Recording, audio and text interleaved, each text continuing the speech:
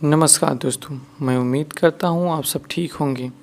Law and arts YouTube channel विधिक विषय वस्तु और कानूनन अधिकार के लिए बेहतर खरा उतर रहा है, मददगार हो रहा है। इसी तरह आप सबका प्यार और स्नेह के साथ लॉ एंड राइट्स अच्छा परफॉर्मेंस कर रहा है। अगर जो मित्र अभी तक सब्सक्राइब नहीं किए हैं वे ज़रूर कर लें ताकि अगली वीडियो सबसे पहले आप तक पहुँचे और बेल आइकन दबाना ना भूलें और वीडियो अच्छा लगे तो लाइक और एक शेयर जरूर करिएगा। महिलाओं को अभी भी भारत जैसे देश में भेदभाव की नज़रों से देखा जाता है। उन्हें घरों के भीतर ही शारीरिक, मानसिक, भावनात्मक जैसे कई हिंसा व परेशानी को उठाना पड़ता है।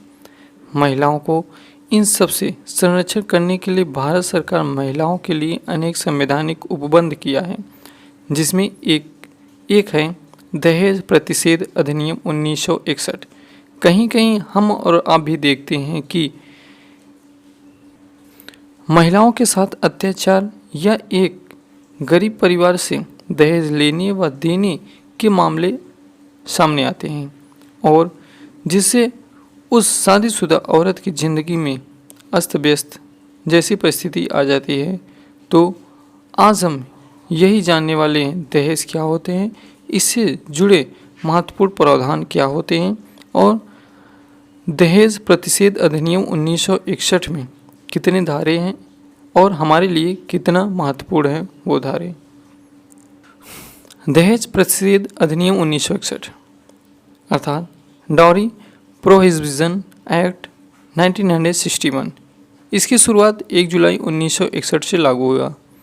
सामान्य भाषा में इसकी परिभाषा है विवाह के पहले या बाद में विवाह की एक शर्त एक पक्ष या व्यक्ति द्वारा दूसरे पक्ष को प्रत्यक्ष या अप्रत्यक्ष रूप से दी गई कोई भी संपत्ति या मूल्यवान वस्तु दहेज कहलाएगी।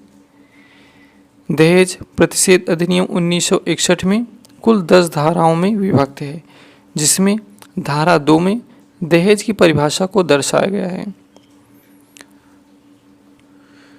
डाउरी प्रोहिबिशन एक्ट 1961 की धारा 3 में दहेज देने या लेने के लिए शासित अगर कोई व्यक्ति दहेज लेगा या देगा तो उसे 6 महीने या उससे अधिक कारावास और जुर्माने से जो 10,000 रुपये तक या उससे अधिक हो सकेगी जो दंडनीय होगा।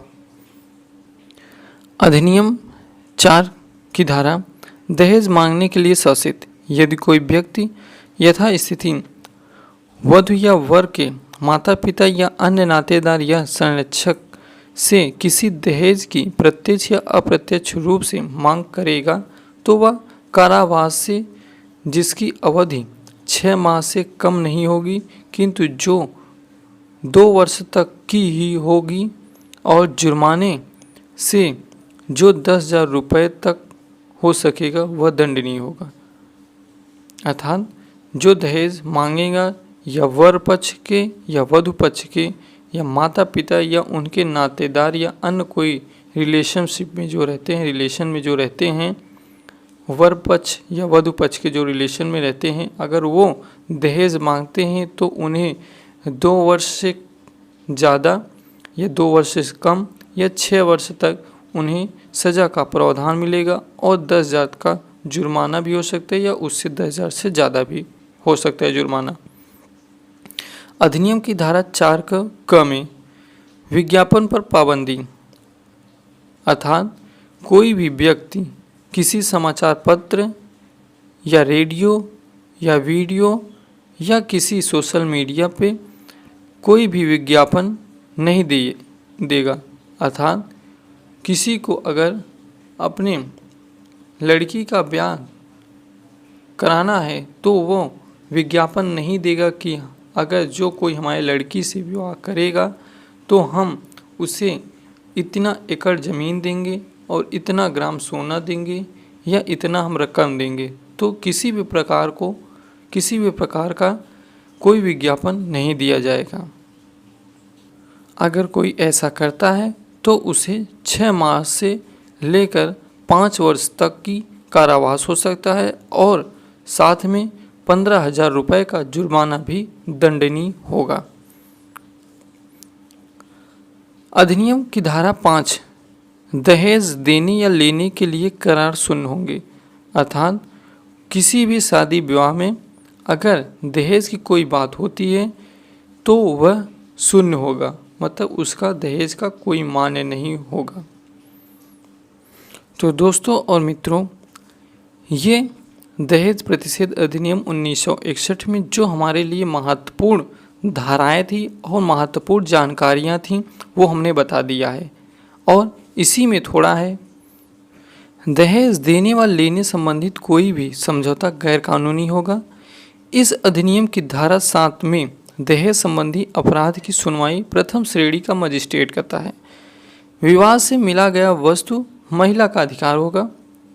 इस अधिनियम को और अधिक कठोर बनाने व दहेज के लेने व देने को अपराध घोषित करने तथा समाज की अवधि बढ़ाने की दृष्टि से सरकारी स्तर पर दहेज निरोधक अधिनियम 1961 में आवश्यक संशोधन किया गया है तथा यह अधिनियम दहेज निरोधक अधिनियम संशोधित 1986 के नाम से भी जाना जाता है। इस अधिनियम में दहेज लेने को 5 वर्ष कारावास व 15,000 रुपये का जुर्माना भी प्रावधान है। इस प्रकार के अपराधी को जमानत भी नहीं मिलती। तो ये आज हमने बताया दहेज प्रतिषेध अधिनियम 1961, इसमें जो महत्वपूर्ण धाराएं थीं और महत्वपूर्ण जो जानकारियां थीं। अगर वीडियो आपको अच्छा लगे तो लाइक और एक शेयर जरूर करिएगा। अगर आपको डिटेल में पढ़ना है तो आप कमेंट बॉक्स में मेंशन कर दीजिएगा। तो आज के लिए बस इतना ही, दीजिए धन्यवाद दोस्तों।